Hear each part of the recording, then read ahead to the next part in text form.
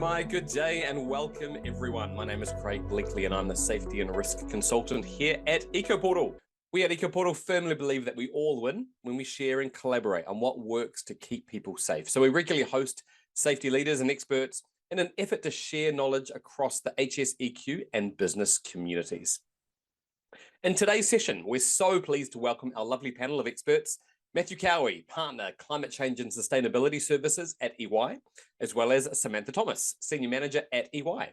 They'll be sharing their knowledge on the impacts of CSRD on WHS, how the Corporate Sustainability Reporting Directive, CSRD, is reshaping safety reporting. Matthew is a partner with EY's Climate Change and Sustainability Services team. Matthew has over 18 years experience in the climate change and energy sectors, with extensive knowledge of climate change and energy policy, emissions pricing and electricity markets. He has helped companies in New Zealand, Australia and internationally to work through the set of steps that they need to meet in order to produce climate risk reporting under both voluntary and regulated disclosure frameworks, such as the New Zealand Climate Standards and the TCFD. Matthew previously worked in the Climate Directorate of the New Zealand Ministry for the Environment for 5 years, helping to develop several sustainable and substantial climate policy programs. Samantha is a Senior Manager at EY in the Environment, Health and Safety team. Her experience and passion in mental health, safety and wellbeing has supported both public and private sector entities towards sustainable practices that prioritise the human elements of business. Her focus on workplace mental health and safety extends beyond compliance to embrace the broader aspects of social sustainability. What a great bio for the two of you. Welcome, Matthew and Samantha. Thanks for joining us. So thank you very much, Craig, for the introduction. My colleague Samantha and I are here to talk about the Corporate Sustainability Reporting Directive and its impact on health, safety and wellbeing. And on just in terms of how we're going to run the session, once both of us are fully mic'd up, is you can see on the next slide, which is basically I'm going to talk about the CSRD and its sort of broader impacts on Australia and New Zealand companies. And then I'm going to hand over to Samantha, who's going to talk about what that means for health, safety and well-being. And then we're going to wrap up in terms of a sort of what comes next. And so just in terms of talking about the CSRD and its sort of broader impact, so the CSRD is a framework that's been created in the European Union that attempts to sort of improve and standardize and bring together sustainability reporting, which is actually kind of a very sort of fragmented space with a number of different reporting frameworks that have historically been used.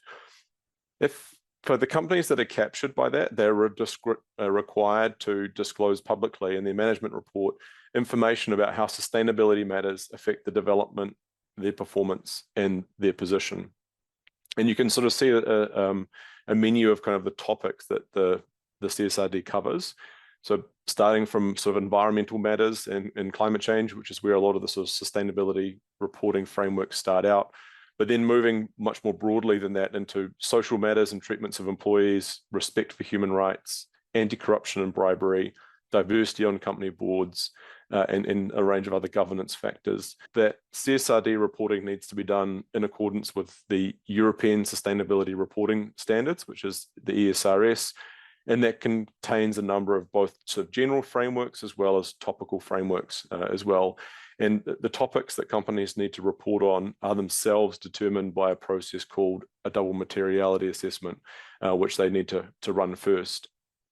And so I guess there's a lot of words inside the first half of that slide, but I guess one of the sort of key changes that we see inside this reporting regime for organizations is that they're no longer just reporting on what happens within, I guess, their operational boundaries of their organization, but they're required to look into their value chains and to look upstream and downstream to look at the various different, what impacts that their organization is having or their products are having as well.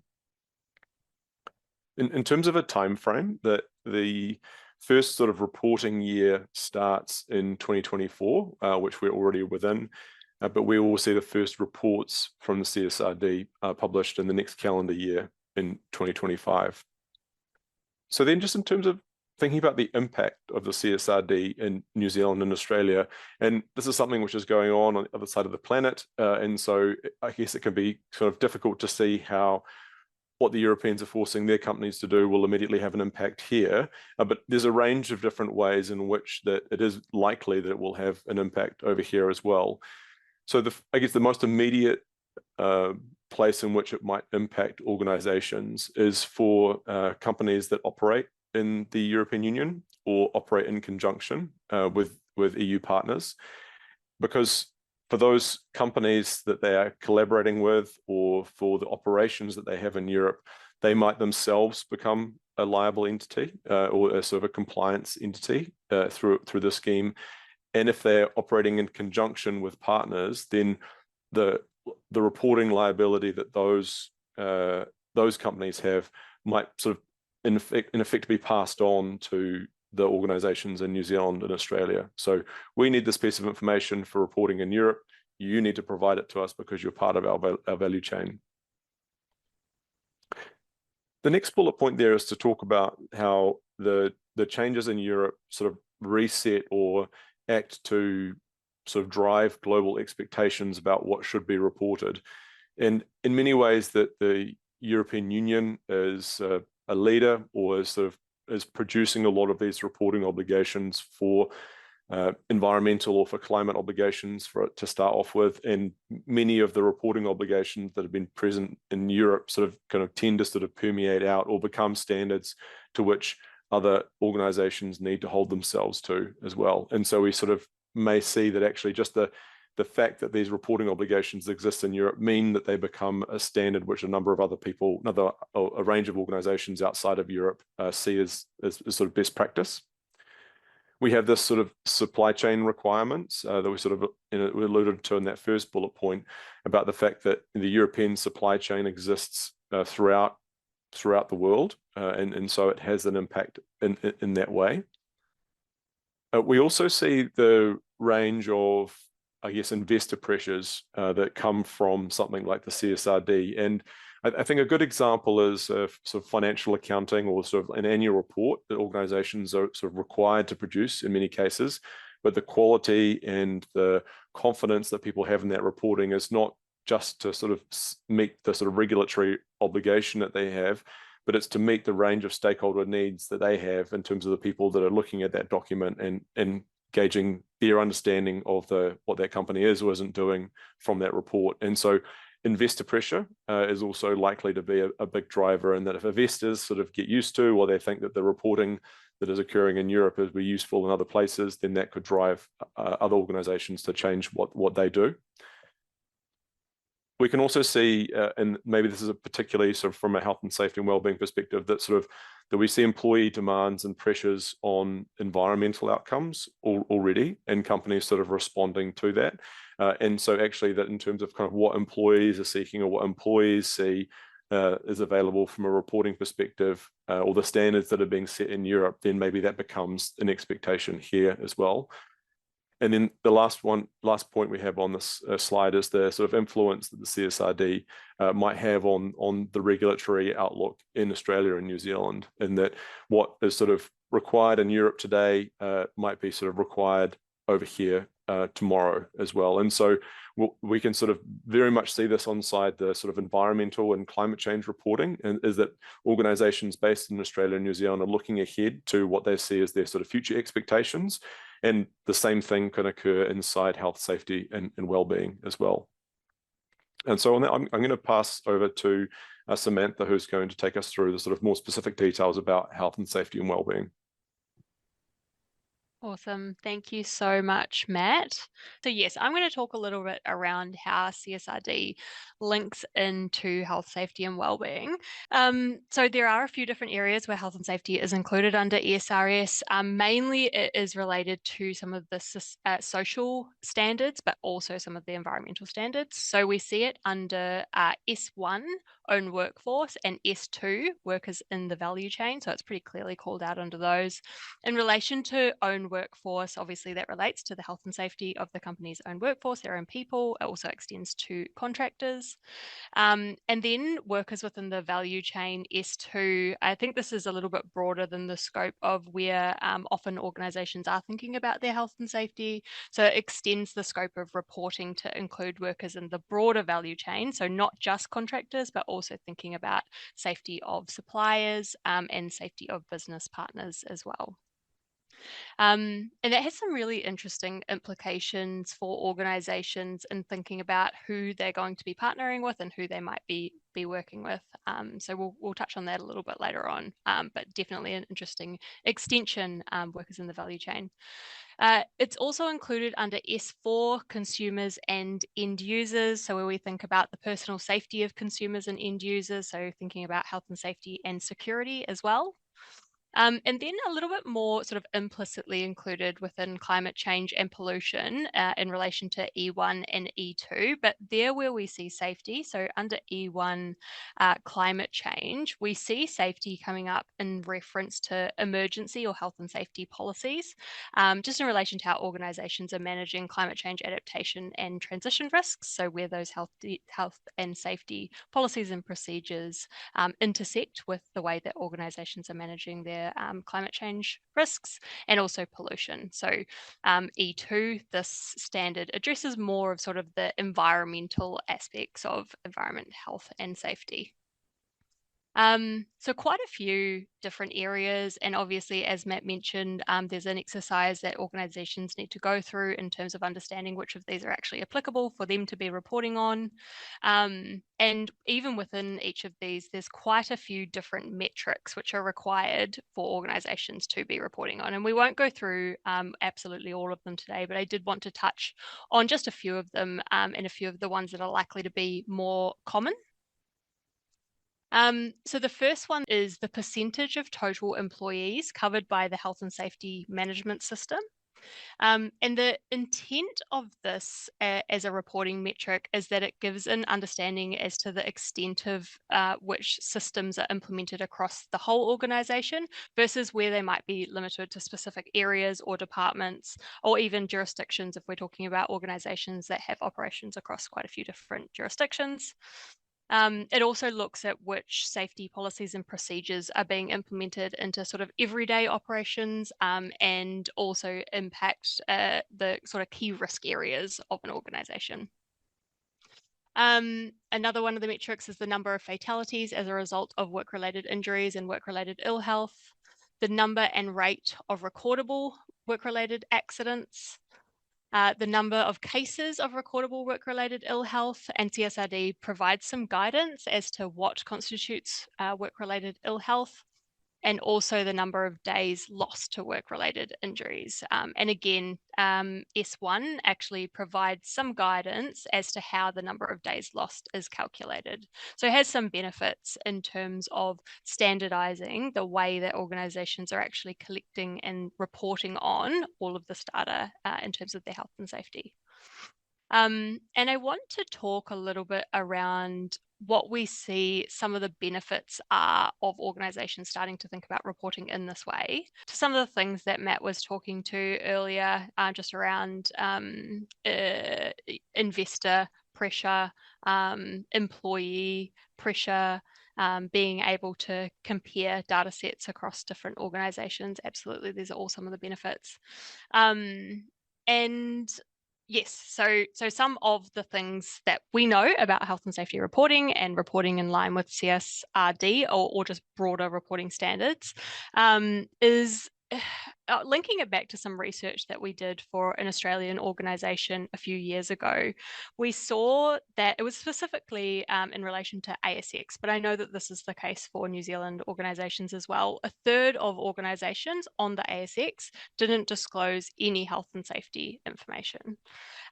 So presentation of new CSRD reporting requirements will actually change the landscape of what that reporting looks like.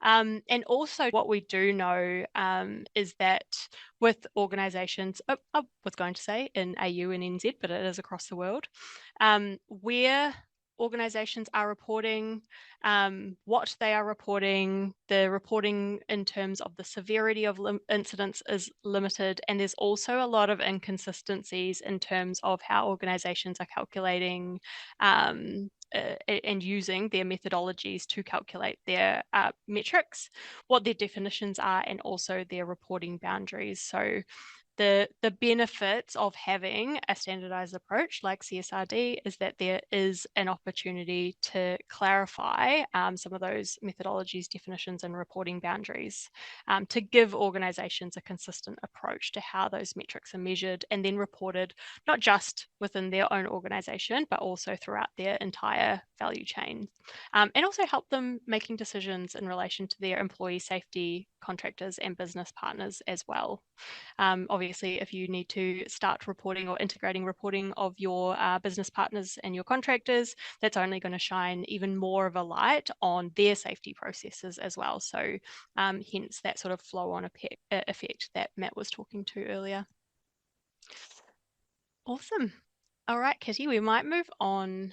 Could I just add a thought to that as well? I think a lot of it's really interesting to see kind of a lot of these, obviously that it's a topic and a question that's loaded towards the reporting side of things, but I think it's also inside sort of all of these different aspects of sustainability and health and safety and wellbeing is sort of no separate from that. It's sort of the purpose of the reporting isn't sort of the reporting by itself, but it's sort of that underlying sort of systems, processes, kind of like how you're setting stuff up and actually kind of like the outcomes that are being achieved as well. So if I kind of take the sort of, it's a terrible consulting word, so the journey, I guess, that a lot of organizations have been on in and around sort of climate reporting over recent years, and you sort of see actually the improvement not only in the quality of what that organization can say, but also kind of the sort of behind the scenes, what that organization is actually capable of doing is actually improved through that reporting regime as well. So I think inside all of these things, yeah, it's important to kind of like see the reporting as sort of always as means to an end rather than an end by itself. Yeah, absolutely. I think one thing that we always talk to our clients around is it's important not to just do the reporting for reporting's sake. So it's really important not to just let the CSRD requirements drive what your strategy is in relation to sustainability and health and safety. But it is one input, and more importantly, you should be focusing on what that reporting is, what the systems are, what the processes are that are going to have the biggest impact on actually keeping your people safe and your value chain safe. Yeah. I'm Sam, and Matt, a question. It's sort of related to this reporting component. Just using another acronym. What's the difference, if any, between ESG and CSRD? I've got a sort of opinion on that, but is there a better way in terms of you that live this world, a good way to explain? Because a lot of our practitioners have started to have to report significantly more on ESG components. How does that relate to CSRD and all that? Is there an easy way to sort of define the two, or the difference or the similarity between the two? Or are we talking about two quite separate concepts here? So ESG is the content and CSRD is the process. I can probably start on that. I think that they are, if you think about the Venn diagram of these things, that actually that they are very, very overlapping concepts. And I think one of the things that's quite I think challenging about moving into kind of like a non-financial reporting world is that for many organizations who have become quite comfortable over years or decades or hundreds of years of practice of sort of putting financial numbers together and sort of reporting them, that there's a confidence and a clarity about what is actually being reported, and you have all of this established practice to draw on. You don't have to sort of build things from scratch. But one of the things that you sort of see, and if you go back kind of like 4 or 5 years, you'll probably find a much wider range of sustainability or ESG reporting frameworks that have been used, and what the objectives have been of the people of the community that's sort of engaged in those reporting frameworks is to try and sort of bring them together. So if you take kind of even the sort of workers in value chain or own workforce or something, even that label has been defined somewhere by the European Union inside the CSRD, and that itself might then get adopted into an international framework, which then becomes something which is used in lots of different places. And I guess just to again sort of reflect on where sort of climate reporting has come from, that we've had kind of like this acronym soup now, TCFD, which has been subsumed into kind of the ISSB's sort of program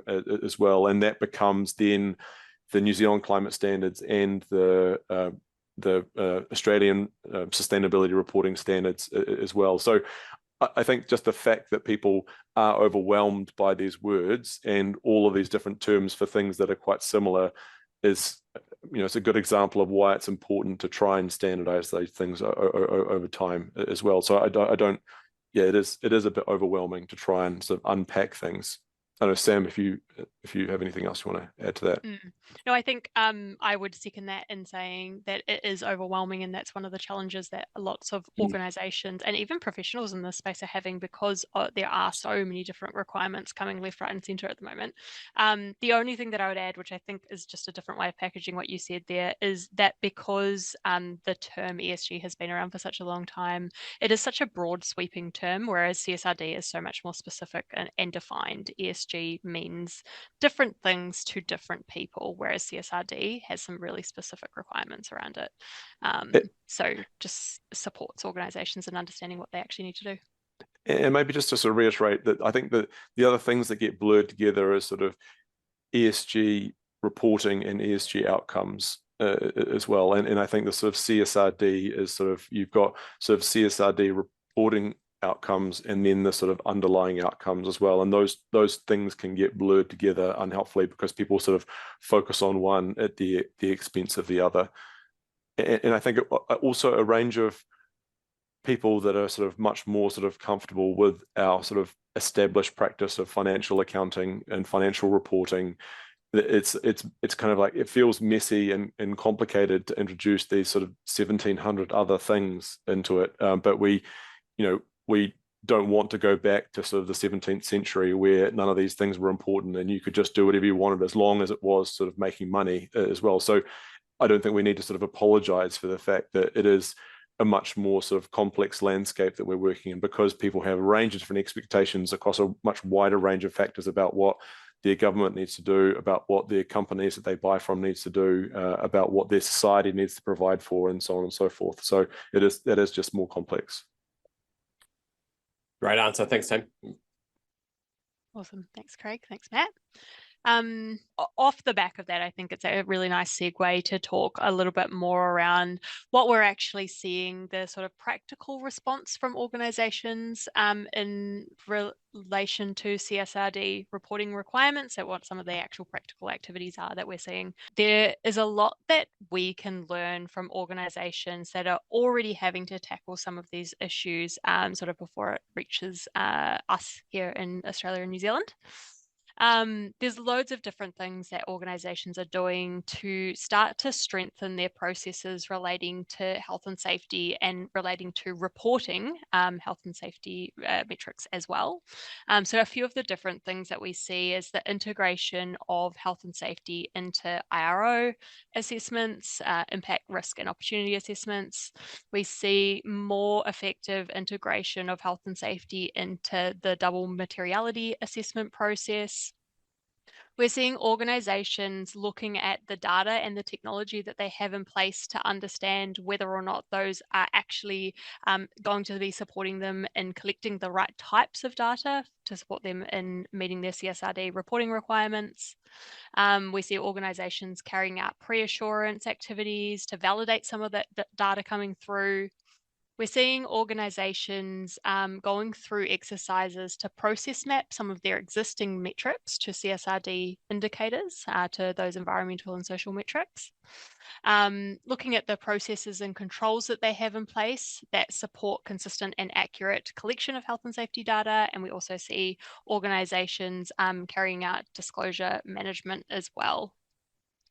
And if I could sort of sum up everything that organizations are doing, I would say there's sort of two main things that organizations are doing to try and align to CSRD in relation to health and safety. And one of them is putting some real time and effort into understanding whether the right data is being collected for them as an organization to satisfy their reporting requirements, or whether data that they're collecting is only being collected in specific divisions or sites, or even certain areas of their value chain, certain jurisdictions, and what they might need to change to be able to expand on that data piece and making sure that they're getting the right data. And also putting time into making sure that risks, impacts, and opportunities are identified from a health and safety perspective, which helps them being able to explore how those specific safety risks are being managed, and it helps them in being able to communicate those risks more broadly as well. And I think both of those things are things that are not unfamiliar to the health and safety profession. I mean, that second point that I made just there is really around taking a risk-based approach, which is something that health and safety as a profession has been talking about for a long time. And I think we also all understand the importance of having the right data to support that risk-based approach, and also to support the different activities and outcomes that you're trying to achieve in safety. And so the intention of all of this is that it will improve sort of the interconnectivity, or the way that organizations think about how various ESG metrics are actually linked together. So it really prompts organizations not to just think about health and safety in a silo, which sometimes it can be. It prompts it to think about it in conjunction with other sustainability outcomes and metrics. So one of the examples that I can think of there is organizations that are thinking about who to business partner with. As I mentioned before, that falls under S2. An organization might be looking at a business partner that has really strong emissions reductions plans, but they have really poor safety performance. So it's now putting that sort of on the radar of organizations with CSRD reporting requirements to think a little bit more about what is going to be important to them now that they're going to have to be disclosing and reporting on those different elements. And also, like I mentioned before, it encourages organizations to take more of that risk-based approach and focus on things that are really material to their operations and what's occurring in that broader value chain as well. So to sum all of this up, it's data.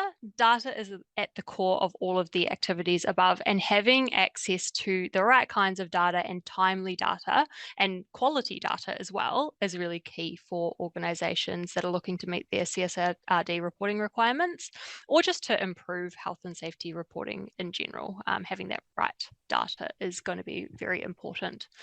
I think the parallels to sort of financial reporting are really sort of interesting, because you could imagine, if you tried to get the organization that you work for to do no financial reporting throughout the year on a monthly basis, then kind of 2 months after the end of the year to basically try and sort of figure out whether it had made money or not, like throughout the year, like the organization would be in total chaos. And so people, I think, again, sort of forget, sort of when it comes to sort of information that they've kind of found really important in the past, like financial information, kind of the number of tools and systems and processes that are there to kind of collate that data, to bring it together on a monthly basis, to have it reviewed, for it to go into governance committees so that it can actually be acted on and sort of go into the decision-making process for that organization as well. Whereas lots of the sort of the sustainability and maybe sort of health and safety and wellbeing data is in the similar camp. It's, you only get it so far down the line afterwards, because the systems and processes are so poor to sort of pull it together.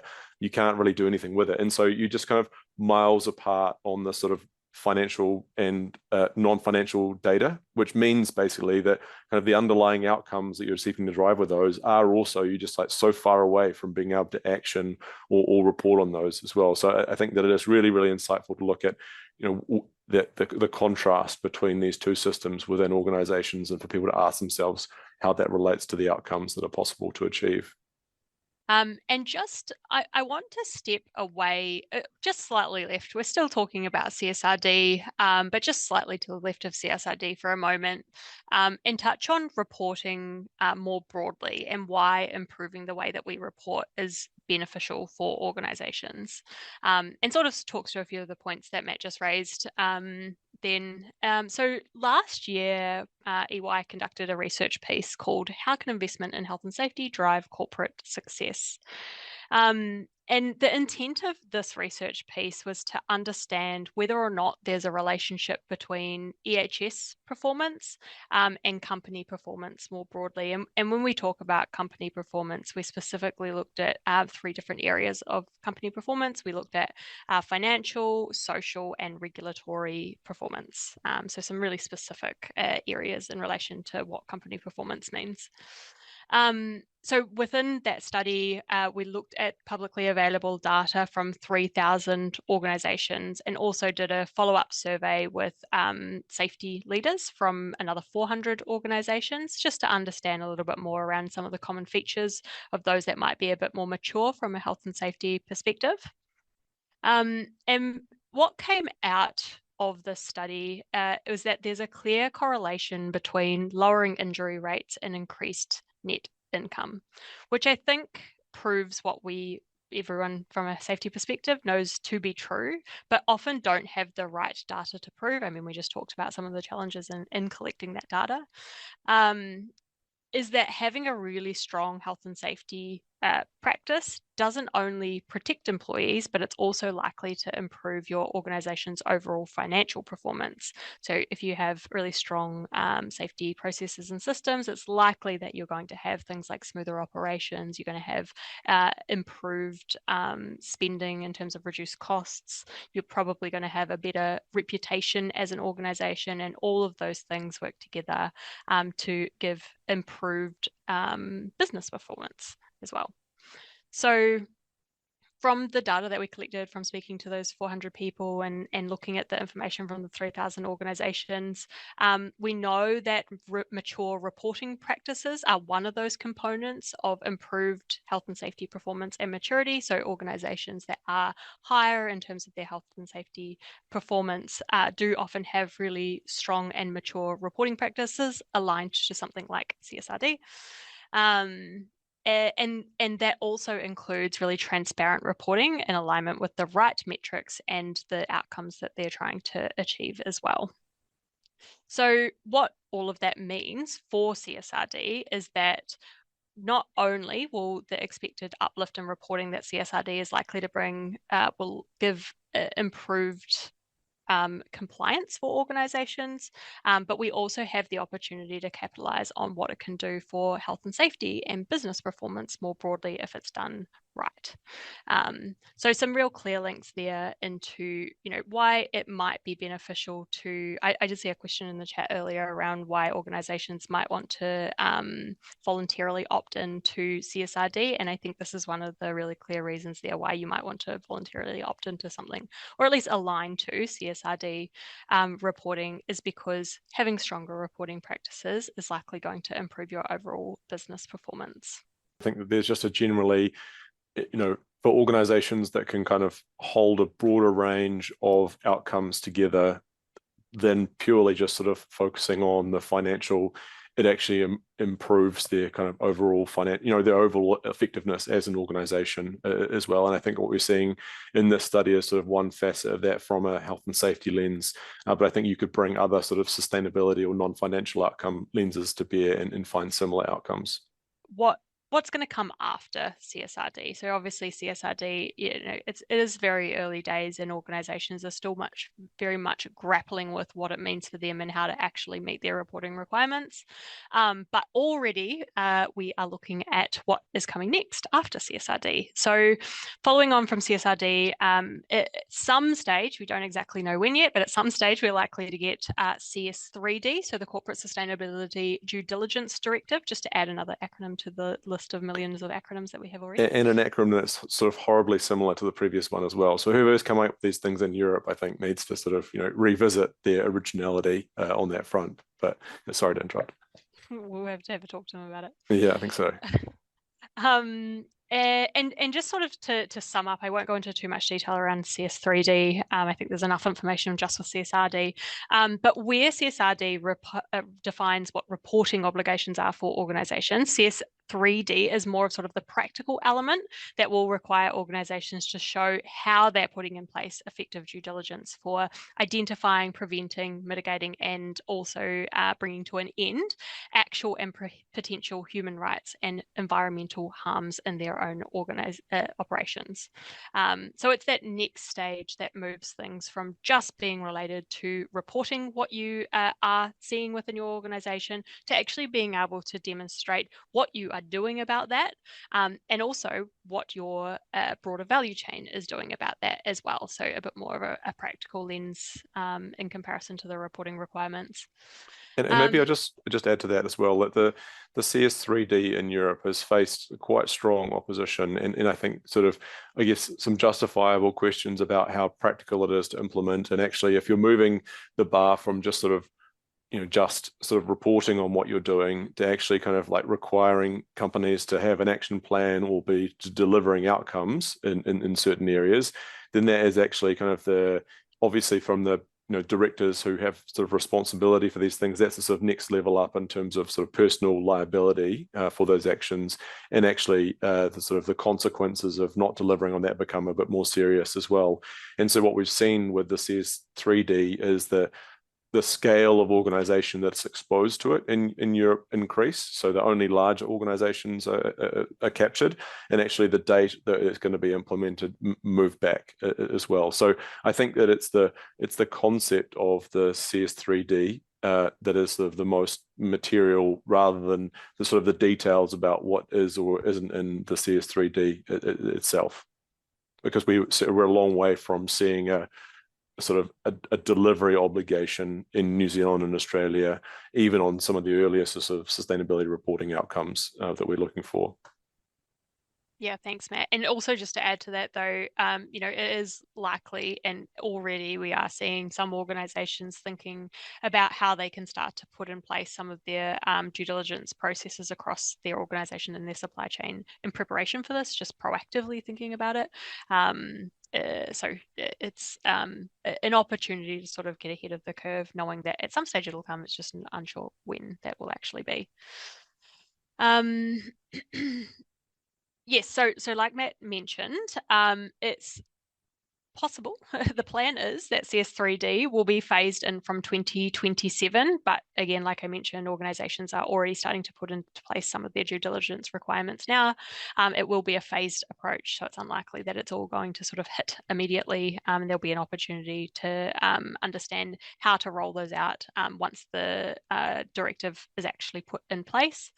And it is going to further shine that spotlight on the importance of really strong health and safety reporting, and also really strong health and safety practices as well.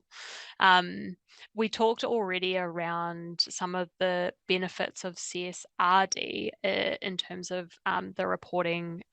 CS3D is only going to improve some of those benefits more. So again, we've already talked about improved transparency, but it's likely that CS3D is going to support with that as well. More accountability, like Matt was talking about earlier, and also more opportunities for benchmarking and sharing of best practices across organizations and across value chains. So lots of really sort of good opportunities for health and safety as a profession to tap into the things that are coming from a CSRD perspective, the things that are already in place from a CSRD perspective, and also to think about how health and safety links in with broader sustainability outcomes, and how we can leverage some of the things that are going on to really drive improved health, safety, and wellbeing. You sort of did refer to it, Sam, the benefit of voluntarily undertaking CSRD. Do you think you answered that in a complete way, or is there anything more to add to your reference answer to that? I think we did touch on benefits quite a lot in the presentation, but I think it does give more opportunities for organisations to be benchmarking if they're aligning to CSRD. There is that appeal to international investors. There is the benefit of taking more of an integrated approach and looking at sustainability and safety more broadly. But then the big one for me is the fact that improved reporting is only going to improve your overarching health and safety maturity. And that's obviously something that we want to achieve as safety professionals. I've been Sorry, Craig. You go. I've been in a number of conversations with clients or groups of people within clients where they've kind of been this sort of session where discussing a sort of compliance obligation they have in and around reporting, and someone kicks off and says, okay, well, this thing is just a cost for us. Like, what are we doing this for? Can we delay it, or can we or lots of discussion about sort of what the sort of minimum viable product is in terms of sort of reporting into that space. And those conversations have often ended up being sort of shut down by the colleagues of these people who are kind of point out that actually that either their clients are already asking for this information, or last time they went and did an investor roadshow that their investors were asking for the information as well. And if they went and asked their employees, they might find that they're also sort of interested in finding that information as well. So I think that it is really material where people have made the obligation to report compulsory. Because it sort of sharpens the mind, and actually here are the 25 things that you need to actually put down on a piece of paper. But I think that if everyone approaches it with just a sort of what do I need to do from a regulatory perspective or regulatory mandate, then I think that you're losing an opportunity and maybe missing kind of like the broader picture a bit. I see that there are, in Europe, different countries are treating their compliance component quite differently. France currently the only country that's integrated CSRD into national laws, and those regulations include some quite substantial monetary fines if that CSRD reporting has not been completed correctly. Are you seeing any noise in terms of Australia and New Zealand that might be, will there be an appetite in New Zealand to go down that heavily compliance line, do you think, to generate the right outcomes? So inside Europe, that European companies or members of the European Union have the obligation to basically transpose European law into their own national law. And so that hasn't happened. I think that's correct that only a small number of countries have done that. And I guess at the same time that they do that, what it sounds like from the comment is that, countries get to make, to determine what the fine or the consequences of not complying are as well. If we look at the sort of, again, we don't have a sort of a reporting parallel from a health, safety, and wellbeing perspective in New Zealand. But if I just think about the climate perspective in New Zealand, then the regulators' approach in that space has been to say, well, this is a new thing for lots of the organizations that are impacted by it. And so we're going to sort of describe a runway over time where sort of to start off with, we're going to provide sort of constructive feedback to organizations to say where they did or didn't come close to, or where they could improve their reporting. But over time, that sort of constructive feedback is going to, turn more into kind of a compliance outcome. And there might be the sort of, and obviously that, the final, end of that is kind of fines and compliance issues and taking directors to court, for example. And we have the Australian sustainability reporting standards that are sort of all done bar the shouting, I think, in terms of becoming law in Australia. And so we'll see, likely, we've got, for example, a sort of 3-year window, I think, in Australia where directors aren't as liable as they will be sort of beyond that 3-year period. So it's a bit of a sort of safety net for that reporting. And so I think that it would be likely that if we saw something in the health and safety and wellbeing space, that you would find something like that where there was sort of a phased approach, which is sort of not very heavy-handed to start off with, but became more and more kind of specific about what its needs was and what the consequences were of not doing that over time. Well, aligning with the AASB standards, which is Australian Accounting Standards Board standards, allow entities to also align with CSRD. She notes that there are some variations between the frameworks for climate-related disclosures. I'm happy to take this one as well, Samantha. So I guess that there are, in terms of, if you take climate as an example, then kind of what you can see is that roughly sort of 80 to 90% of what was previously required by this framework called the TCFD, which has provided the sort of framework that everybody else is built off with, is sort of present inside the New Zealand climate standards, and kind of like 80 or 90% of that is also sort of present inside the international standard, which has then been adopted by the Australians to become the Australian standard as well. So I think if you, and CSRD is also kind of like had conversations to align itself where possible to the international standard. So I think that if you, from I guess the detail of the reporting, these reporting obligations are not the same. I guess maybe the letter of the law is a bit different in lots of these current countries, but the spirit of the law from a climate perspective is quite similar. There's sort of 4 pillars. Tell us about your governance. Tell us about your targets and what data that you're reporting. tell us kind of like how you're approaching this topic from a risk management perspective, and tell us what your strategy is as well. And so I think you can get captured by finding the differences between these schemes. But I think if you look sort of through that broadly, they're all asking organizations to do a similar thing.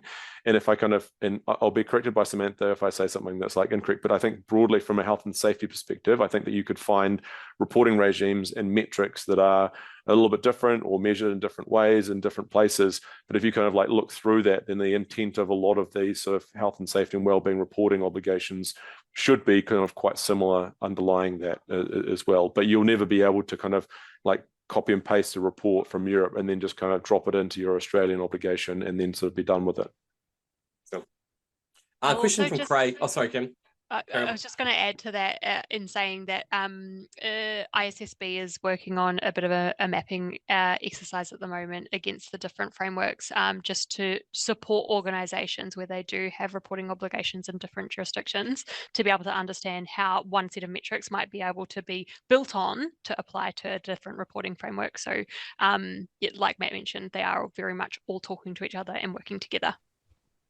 Maybe just one more sort of constraint is that governments are trying to talk to each other, but they're also kind of limited by the sort of frameworks that they've built up domestically themselves, sometimes over sort of years or decades of practice. And so that they can't just kind of flick a switch and then ask everyone to move to an international standard straight away, because the shock of sort of changing all those things all at the same time, particularly when, like Australia, for example, has a greenhouse gas reporting inventory framework that it's run successfully for over a decade, and so yes, it would be better from some perspectives to force everyone to use the international standard right from the start, but if it's kind of mostly doing the right thing, then you the transition between the two is softened by sort of keeping the domestic framework as well. Brilliant. Hey, that hour absolutely flew by, which is normally cognizant of a really interesting discussion. So thank you very much. Thank you for listening to safetyCast. If you enjoyed this episode, please like, subscribe, and share with your colleagues, because safety knowledge is meant to be shared. Stay safe, stay engaged, and be sure to catch our next episode for more expert insights. See you then.